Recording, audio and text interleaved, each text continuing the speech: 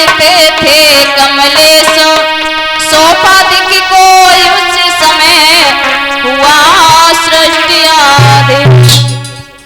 जब भगवान ब्रह्मा जी को सृष्टि रचाने का आदेश हुआ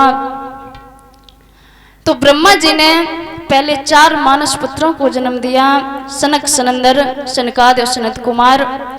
उसके बाद ब्रह्मा जी के बाएं हिस्से से एक पुरुष की मतलब एक बच्चा की उत्पत्ति हुई जिसका नाम स्वाभिमनु पड़ा, और बाएं हिस्से से एक लड़की उपस्थित की जिसका नाम महारानी शतरूपा पड़ा।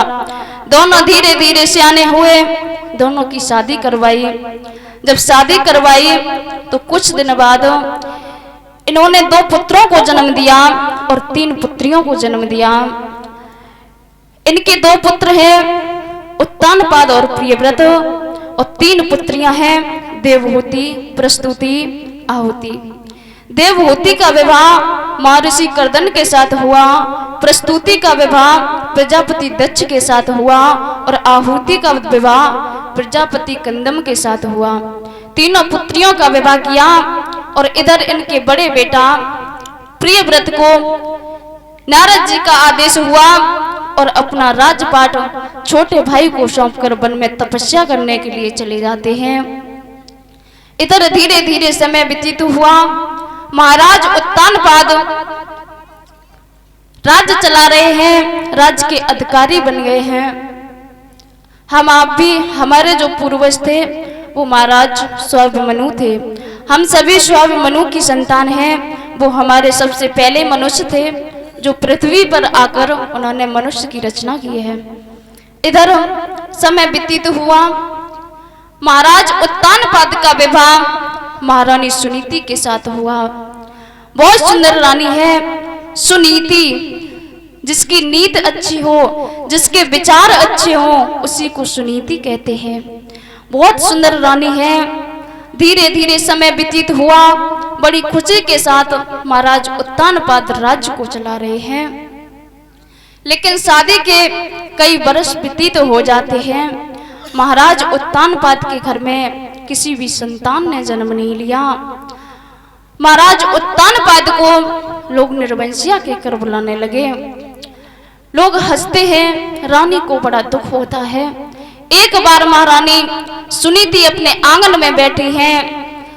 आंगन में बैठकर विचार करने लगी कि मेरा इतना बड़ा राज्य, इतनी सारी धन दौलत, लेकिन मेरे घर में किसी भी संतान ने जन्म नहीं लिया।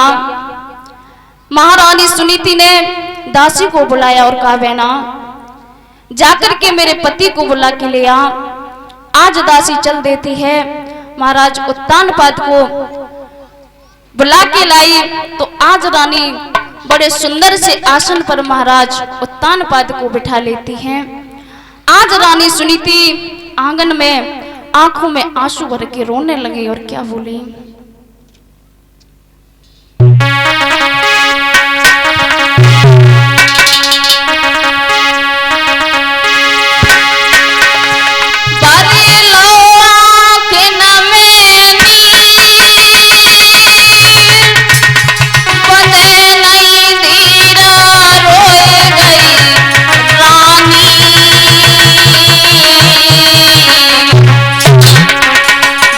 विदगते अपरंपार सैया जात न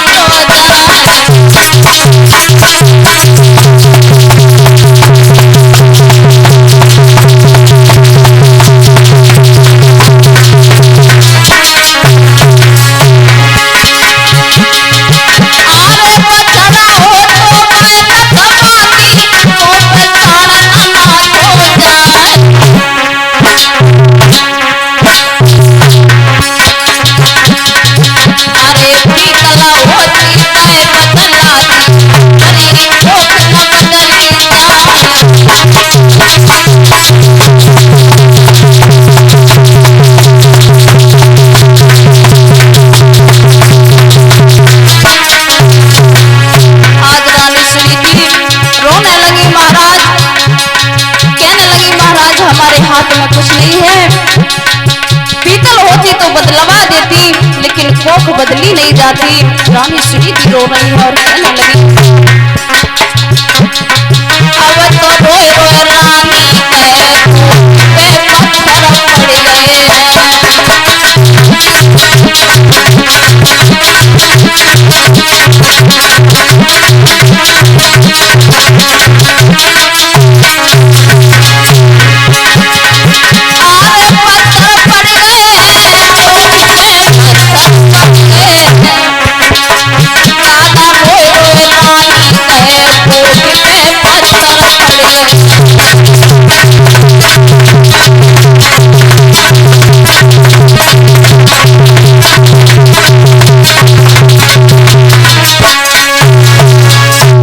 आज रानी सुनीति महाराज उत्तानपाद से कह रही हैं। इधर सुखदेव जी महाराज वर्णन करते हैं, हे राजन परीक्षित, रानी सुनीति आंगन में रो रही हैं और परीक्षित महाराज, संतान न होने का दुख केवल उसी को पता होगा जिसके घर में संतान नहीं होती। जिस माँ की कोख से संतान जन्म नहीं लेती, उस माँ को बहुत दुख होता है। आज रानी सुनीति रो रही है और कहने लगी, महाराज मेरे घर में किसी भी चीज की कमी नहीं, बाद में हमारी रियासत कौन संभालेगा, कौन मेरा वंश आगे चलाएगा। रानी सुनीति कह रही हैं, महाराज उत्तानपाद समझा रहे हैं, रानी कोई बात नहीं, आज नहीं तो कल भगवान मेरी अवश्य सुनेगा, आप तसल्ली रखो रानी। महाराज उत्तानपाद समझा रहे हैं, लेकिन रानी सुनीति एक भी बात सुनने को तैयार नहीं। और क्या बोली रानी,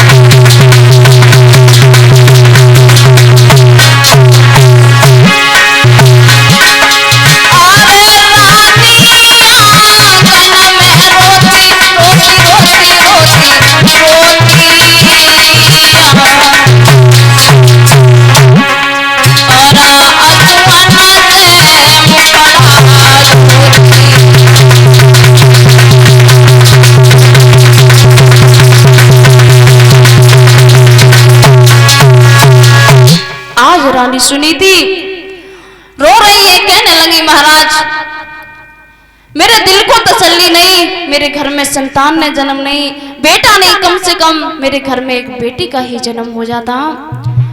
रानी सुनीति रो रही है, महाराज उत्तानपाद समझा रहे हैं।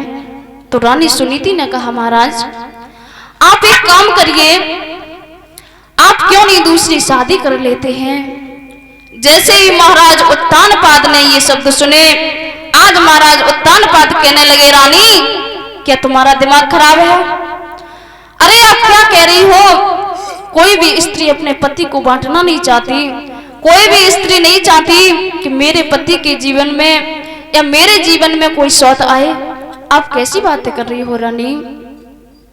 रानी सुनीति कहने लगी, महाराज मैं ठीक कह रही हूँ और मैं क्या करूं, हमारी छोटी बहन शादी होकर घर में आएगी, उसकी कोख से कोई न कोई बेटा पैदा हो जाएगा।